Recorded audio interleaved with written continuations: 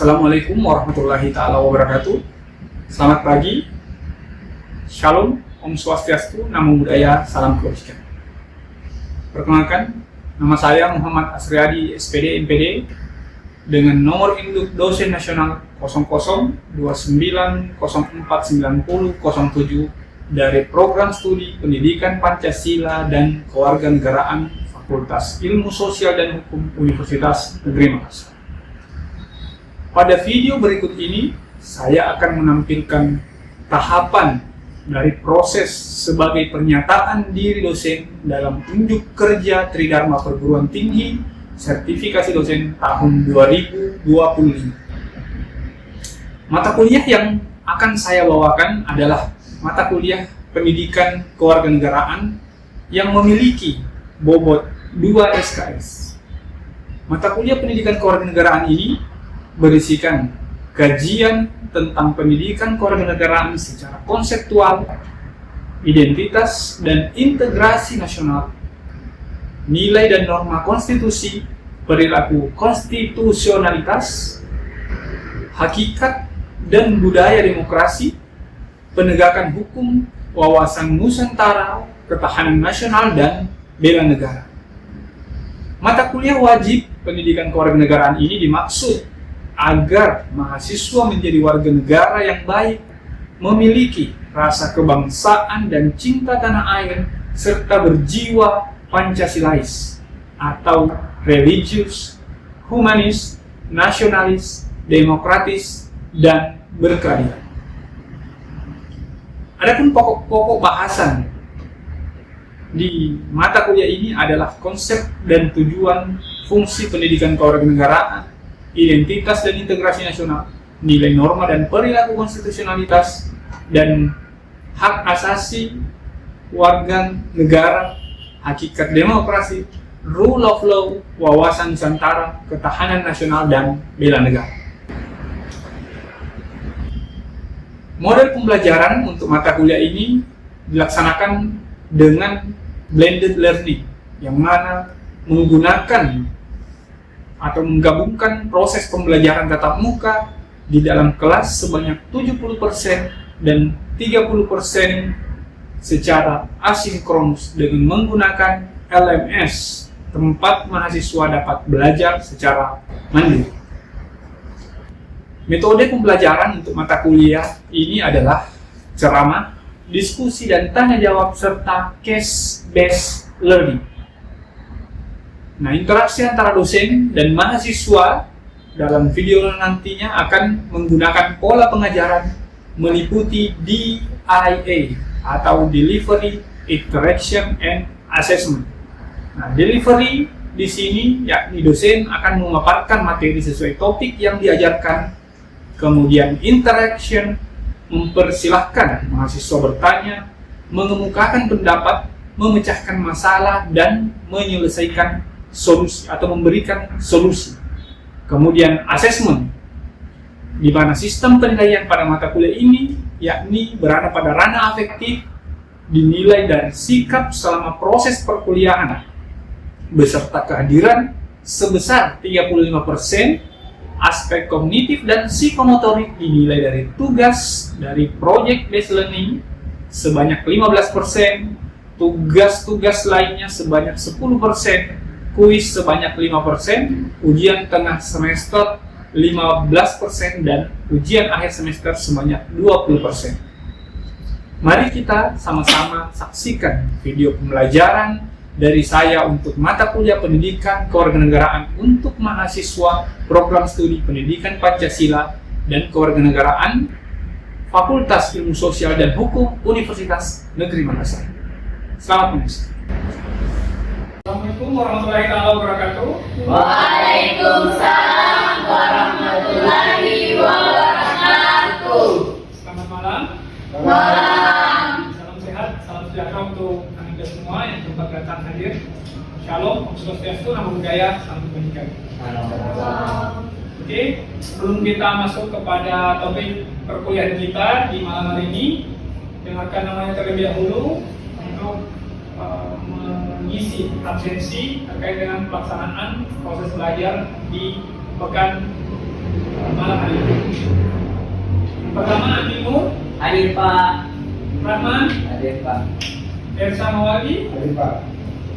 Setiadi, Hadir Pak. Yola, Hadir Pak. Naila, Hadir Pak. Asya, Hadir Pak. Warsya, Hadir Pak. dan Iftika. Hadir Pak. Oke. Nah, hari ini kita akan melanjutkan topik perkuliahan kita terkait dengan urgensi identitas nasional. Di pekan lalu, saya sudah menyampaikan kepada Anda terkait dengan topik ini dan juga topik di pekan lalu yang bersesuaian atau memiliki korelasi dengan apa yang kita bahas pada malam hari ini.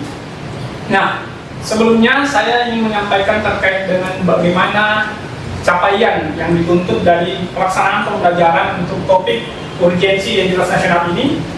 Yang pertama terkait dengan bagaimana Anda diajak untuk memahami makna, yakni mampu menggambarkan tendensi identitas nasional itu sendiri sebagai sebuah penentu pembangunan nasional dan karakter yang bersumber daripada nilai-nilai Pancasila. Nah, kemudian terkait dengan bagaimana Anda diarahkan untuk mampu menganalisis tendensi itu, ya, terkait dengan esensi dan urgensi identitas nasional, serta mengaplikasikan konsep, yakni bagaimana Anda mampu untuk menyusun hasil kajian konseptual dan atau empiris terkait dengan esensi atau urgensi identitas nasional, baik itu secara teoretik maupun praktisnya. Nah, saya mulai terkait dengan topik ini, pengenalan kepada Anda, bahwa topik ini memiliki latar belakang kurang lebih ada 4 poin yang saya tandai. Ya. Yang pertama terkait dengan identitas nasional itu sendiri, yang kedua adalah krisis multidimensi, dan yang ketiga adalah globalisasi, dan yang terakhir adalah modernitas. Nah, kita mulai di bagian identitas nasional. Nah, latar belakang. Kenapa sebenarnya topik ini menjadi penting dan menjadi atau merupakan bagian daripada topik perkuliahan kita di pendidikan kewarganegaraan. Nah, identitas nasional ini tentu sangat penting. Mengapa sangat penting? Karena itu salah satu yang membuat kita diakui sebagai suatu bangsa dengan ciri spesifik tersebut. Nah, kemudian ada krisis multidimensi. Nah, krisis multidimensi di sini adalah terkait dengan bagaimana setiap aspek dalam negara ini dipengaruhi oleh berbagai macam tantangan yang begitu dinamis pada zaman-zaman di akhir-akhir ini, dan itu sangat berimpact besar atau berimplikasi terhadap setiap aspek yang ada di dalam negara.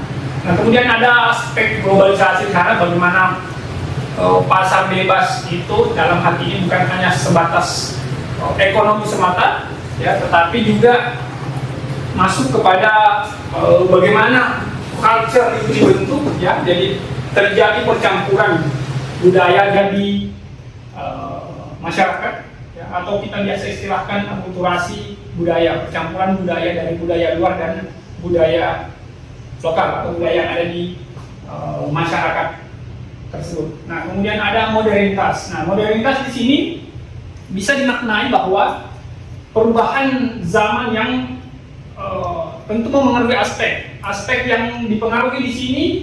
Nah, kita bisa lihat di poin ini. Ya, jadi globalisasi dan identitas nasional itu sangat terpengaruh terkait dengan keempat aspek ini. Nah, kita bisa lihat di sini yang mana yang meningkat dan yang mana yang menurun.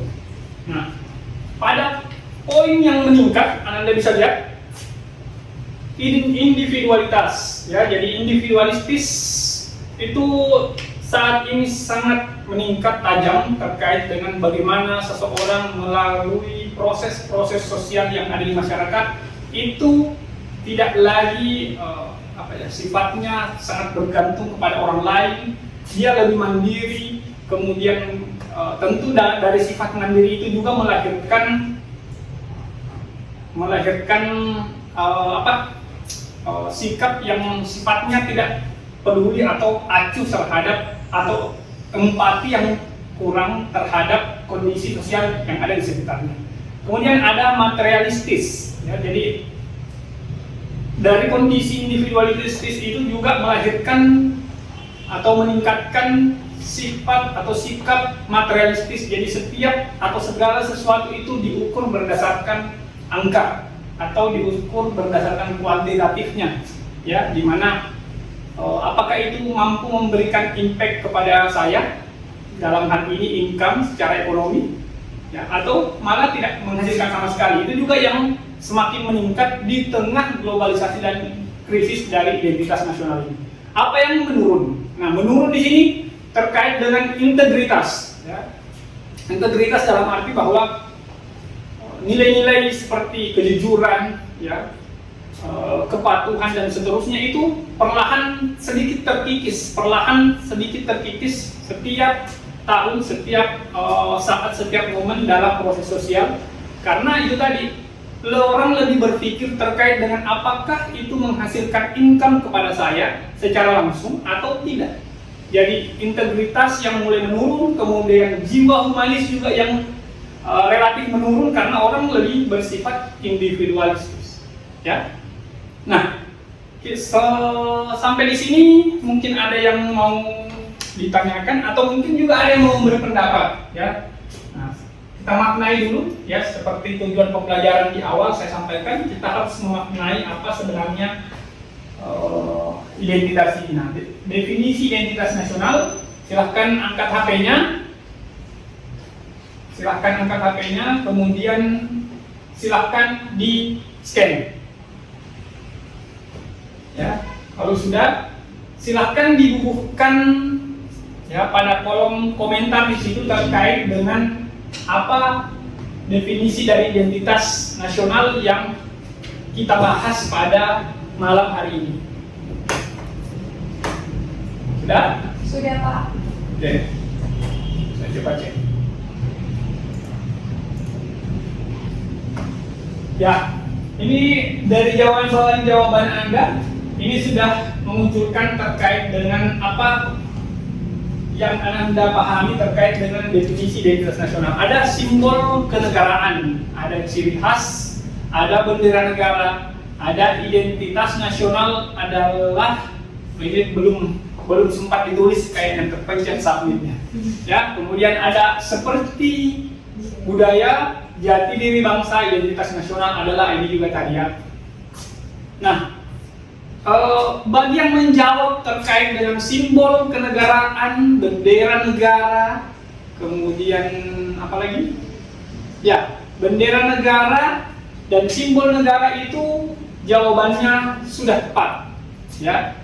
Nah, yang menjawab terkait dengan ciri khas, kemudian budaya, jati diri bangsa itu juga sudah tepat. Nah, perbedaannya memang terdiri daripada definisi terkait dengan aspek fisik dan non fisik. Nah, aspek fisik di sini sebentar akan dibahas juga terkait dengan 4, ya, elemen utama identitas nasional. Yang pertama dan tentu sudah diatur dalam peraturan perundang-undangan. Nah, jadi kalau misalkan kita tadi secara garis besar atau secara benang merah, kata identitas nasional itu adalah merupakan manifestasi daripada nilai-nilai budaya yang tumbuh, berkembang dan di berbagai aspek kehidupan dari ratusan suku yang ada, ya, dihimpun menjadi satu kesatuan. Khusus untuk di Indonesia kita kenal istilah dengan Bhinneka Tunggal Ika. Nah, ada juga aspek-aspek historis sebenarnya yang melandasi terkait dengan identitas nasional ini, aspek historis, sosiologis dan politis. Nah, kalau Anda perhatikan sebenarnya kalau kita berbicara historis, saya juga tidak terlalu mau banyak mengulik terkait dengan ini karena tentu Anda bisa cari sendiri, ya, mengelaborasi, mengasah literasi Anda di berbagai platform digital. Jadi kalau terkait dengan aspek historis, saya cuma menandai ada beberapa peristiwa penting. Saya cantumkan di sini terkait kebangkitan nasional tahun 1908, ya, terkait dengan peristiwa kebangkitan nasional, kemudian Kongres Kebudayaan, Kongres Pemuda kedua, dan pasca proklamasi kemerdekaan. Itu ada 4 Ya, ada 4 poin yang saya tandai terkait dengan aspek historis yang melandasi terbentuknya identitas nasional di bangsa Indonesia. Nah, kemudian ada sosiologis, ya, aspek sosiologis di sini itu Anda bisa lihat bahwa terkait dengan pembentukan identitas ini bersumber atau prosesnya itu berasal daripada interaksi, komunikasi, dan tentu di dalamnya adalah persinggungan antara budaya secara alami, baik itu yang sifatnya jangka panjang, ya, dalam proses sebelum kemerdekaan maupun pasca kemerdekaan. Nah, kemudian aspek politisnya itu terkait bahwa identitas nasional ini menjadi penanda, ya, atau menjadi legitimasi atau menjadi pengakuan, ya, terhadap negara lain bahwa Indonesia itu Pancasila dan Bhinneka Tunggal Ika, ya, kurang lebih seperti itu. Nah, ini tadi yang saya sebutkan bahwa ada 4 identitas nasional pertama yang diatur dalam Peraturan Perundang-undangan Nomor 24 Tahun 2009. Ya, keempat identitas tadi itu ada terkait bendera, ya, bahasa, lambang negara, dan lambang kebangsaan. Tadi juga sudah disinggung terkait dengan bendera dan juga lambang negara. Ya, jadi setiap unsur tadi atau setiap 4 identitas tadi ini itu ketentuannya diatur di undang-undang ini terkait dengan bendera, ya, bendera itu apakah benderanya dipasang di lapangan, apakah benderanya dipasang di dinding, apakah benderanya dipasang menjadi stiker, ditempel di mana, semua ketentuannya ada di Undang-Undang Nomor 24 Tahun 2009. Nanti silahkan Anda elaborasi saja. Nah, kemudian ada bahasa, ya. Nah, dari aspek bahasa ini, saya pikir tadi juga saya sudah sampaikan bahwa ada Kongres Pemuda II, ya, 28 Oktober tahun 1928 atau yang kita kenal dengan peristiwa Sumpah Pemuda. Ya, di dalam situ juga disinggung terkait dengan bahasa tadi. Nah, kemudian ada lambang negara, ketentuannya seperti apa, pemakaian lambang negara, penulisannya, dan juga apa-apa saja yang melekat di elemen atau elemen-elemen yang ada di logo atau lambang negara yang kita kenal Garuda Pancasila. Kemudian ada logo kebangsaan juga, ya, tentu diatur dalam Undang-Undang Nomor 14 Tahun 2009 juga terkait dengan pemakaiannya dan juga pertama kali digunakan, ya. Nah, kemudian pembentuk identitas nasional. Nah, kalau kita berbicara lagi terkait dengan apa sih sebenarnya unsur, ya, non fisik, ya, yang terjadi atau yang membentuk identitas nasional seperti misalkan Pancasila, seperti misalkan juga tadi karakteristik budaya, karakteristik yang lain yang membentuk identitas itu. Nah, ini ada 4 jenis, ya, membentuk dari identitas nasional itu: suku bangsa, agama, bahasa, kebudayaan. Nah, kalau Anda perhatikan di sini ada suku bangsa, ya, salah satu contohnya ya kita, suku bangsa. Ya, ada juga di beberapa negara di Afrika, ya, yang dipersatukan atau salah satu pembentuk identitasnya itu berasal daripada unsur suku bangsa, ya, di Afrika sana. Kemudian ada agama. Bagaimana agama ini menjadi harmoni dalam proses kehidupan dan juga tercermin dalam praktek terciptanya negara di beberapa negara di Timur Tengah, ya. Kemudian ada juga kebudayaan, ya, representasi dari sebuah identitas suatu bangsa. Kita juga ini sebenarnya representasi dari kebudayaan, unsur kebudayaan, karena kurang lebih kita serumpun lah dengan Malaysia, Brunei dan seterusnya, ya, dari bangsa Melayu, ya, dari bangsa Melayu. Nah, itu salah satu proses sebenarnya dalam pembentukan identitas nasional. Kemudian ada bahasa sebagai alat komunikasi yang juga menjadi fungsi pemersatu bangsa. Nah, kemudian tendensi, ya. Selanjutnya kita melangkah kepada tendensi daripada identitas nasional. Apa sih pentingnya? Ya, di mana poin-poin letak pentingnya identitas nasional? Sebelumnya saya ingin bertanya dulu, atau ada yang mau bertanya terkait dengan apa yang telah saya sampaikan sebelumnya? Oke, silakan. Tidak. Baik Pak, terima kasih atas kesempatan yang telah diberikan pada pertemuan kali ini. berbicara persoalan identitas nasional.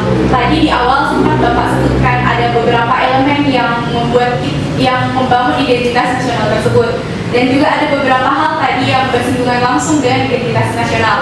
Nah, tadi ada beberapa hal, ada satu hal yang sebenarnya menarik perhatian saya, Pak, terutama pada persoalan globalisasi dan identitas nasional. Mungkin itu di awal, Pak. Ya, ini kan ada 4 hal yang mungkin bisa menjadi latar belakang pembahasan kita pada hari ini. Pada poin globalisasi dan identitas nasional telah dijelaskan persoalan apa yang meningkat dan apa yang menurun. Di situ ada 2 hal yang Bapak berikan kami contoh. Lalu saya ingin bertanya, menurut pandangan Bapak selaku dosen kami pada hari ini mengaku, apakah globalisasi ini akan menjadi ancaman ataupun peluang tersendiri bagi identitas nasional itu? Oke, terima kasih. Iya, Pak. Oke, silahkan.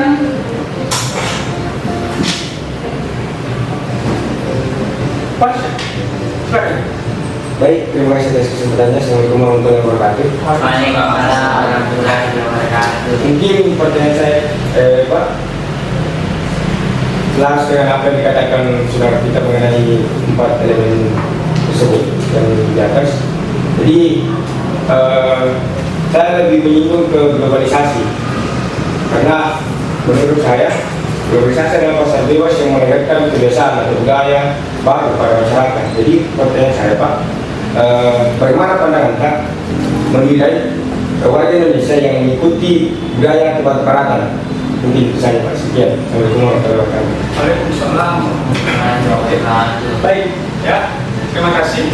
Nah, saya jawab dulu pertanyaan dari Anda semua, kemudian kita akan meneruskan topik pembahasan kita. Nah, berbicara terkait dengan globalisasi, sebenarnya seperti apa impact-nya? Ya, ini tergantung sebenarnya perspektif. Ya. Saya selalu menganalogikan bahwa ikan salmon itu adalah salah satu ikan yang paling kuat atau paling bisa bertahan di segala kondisi. Ya. Karena kenapa? Salmon itu adalah tipikal ikan yang selalu melawan arus. Ya, melawan arus dalam arti dia bukan melihat bahwa peluangnya kecil, tetapi dia berusaha untuk memaksimalkan apa yang dia punya, kemudian dia memanfaatkannya sehingga dia mendapat impact yang besar terhadap kehidupannya, dalam arti kelangsungan hidupnya lebih lama dibandingkan ikan-ikan yang sifatnya mengikuti arus begitu saja. Nah, globalisasi bisa dilihat dari 2 aspek, ya, aspek positif dan negatifnya. Positifnya di mana? Kita jauh bisa berkolaborasi, ya, bisa berimprovisasi dengan berbagai kalangan, ya, tentu dengan latar belakang budaya yang tidak serukun dengan kita. Bahwa konteks yang dimaksud di situ adalah kalau kita banyak belajar dengan bahasa orang lain, kalau kita belajar bahasa culture orang lain, itu tentu kita akan mendapatkan pengetahuan-pengetahuan baru di luar dari apa yang berada atau pengetahuan yang menjadi mindset kita selama ini di dalam konteks masyarakat lokal kita. Nah, jadi kita bisa maknai sebenarnya apakah itu baik atau buruk tergantung dari perspektifnya Anda. Jadi kalau misalkan kita lihat hal-hal baik, ya tentu kita harus maksimalkan potensi diri kita. Itu akan mendatangkan kemaslahatan yang lebih baik atau lebih positif pada kita dibanding dengan hal-hal yang sifatnya negatif. Baik, saya lanjutkan Anda terkait dengan tendensi dari identitas nasional ini. Kenapa ini menjadi sangat urgen? Ya. Nah, di sini ada apa ini? Diagram, bukan diagram. Gambar, ya. Gambar terkait dengan tendensi dari identitas nasional ini. Identitas nasional itu sangat memengaruhi terkait dengan pandangan hidup bangsa. Ya, ingat identitas itu sangat berkaitan dengan culture. Yang tadi juga sudah disinggung bahwa pandangan hidup bangsa, kepribadian bangsa, falsafah bangsa itu semua lahir dari identitas nasional. Saya soroti di sini terkait dengan identitas nasional kita, yakni Pancasila. Bagaimana Pancasila ini sangat berkontribusi terhadap setiap elemen dalam proses kehidupan berbangsa dan bernegara. Kita lihat dari dasar negara. Dari dasar negara, undang-undang dasar Itu semua kristalisasi daripada identitas nasional kita, yakni Pancasila, ya, non fisik. Bagaimana dasar negara ini, bagaimana norma peraturan perundang-undangan, kebijakan publik, itu semua kristalisasi ataupun perpanjangan tangan daripada pandangan hidup bangsa kita. Rule of law, bagaimana penegakan hukum yang ada di Indonesia, ya, tentu berbeda. Tidak bisa kita tebang semuanya, ya, tanpa melihat bahwa oh ada memang hal-hal prinsipil yang harus ada diskresi di sana. Makanya tentu di sini dalam proses rule of law atau penerapan penegakan hukum itu sendiri harus berdasarkan dari filsafat atau kepribadian yang ada yang hidup di masyarakat kita. Nah, kemudian ada hak dan kewajiban warga negara, demokrasi, dan pengakuan hak asasi manusia tentu juga merupakan kristalisasi atau merujuk kepada bagaimana pandangan hidup bangsa kita melihat terkait dengan hak dan kewajiban warga negara, demokrasi, dan nah, kemudian ada etika politik.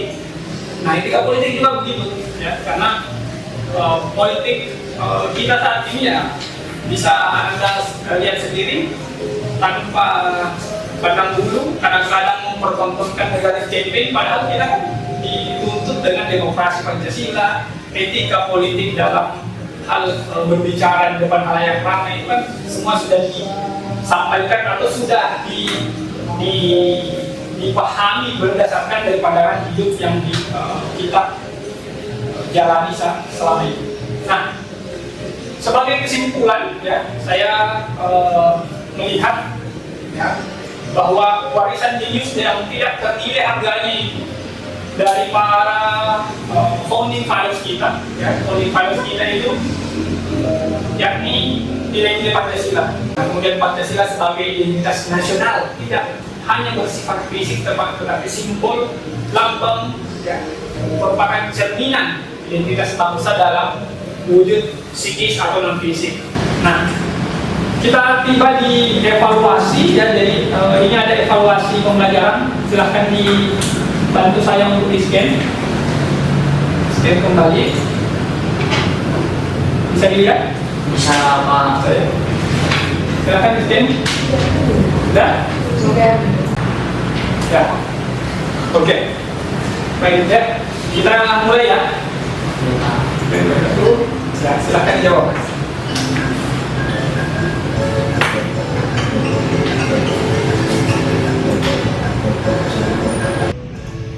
Oke, ini hasil dari permainan kita, ya, atau evaluasi kita terkait dengan pelaksanaan topik pada malam hari ini.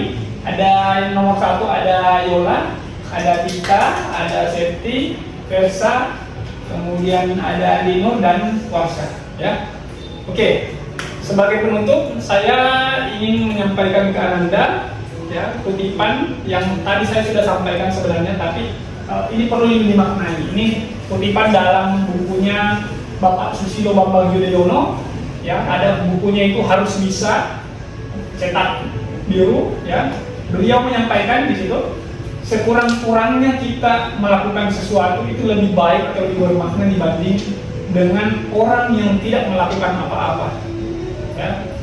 Saya percaya setiap orang ada masanya, setiap masa ada orangnya, dan mudah-mudahan apa yang Ananda cita-citakan pada masanya nanti Ananda ialah yang menjadi sosok atau orangnya. Amin. Oke, baik. Mungkin itu Nanda yang bisa saya sampaikan pada malam hari ini. Terima kasih.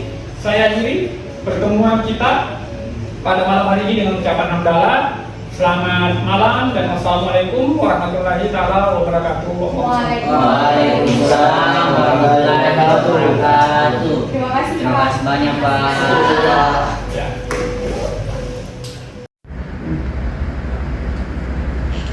Demikianlah tadi tahapan proses pembelajaran sebagai representasi unsur pengajaran, video, pernyataan diri dosen dalam unjuk kerja Tridharma Perguruan Tinggi sertifikasi dosen tahun 2025. Terima kasih. Wassalamualaikum warahmatullahi wabarakatuh.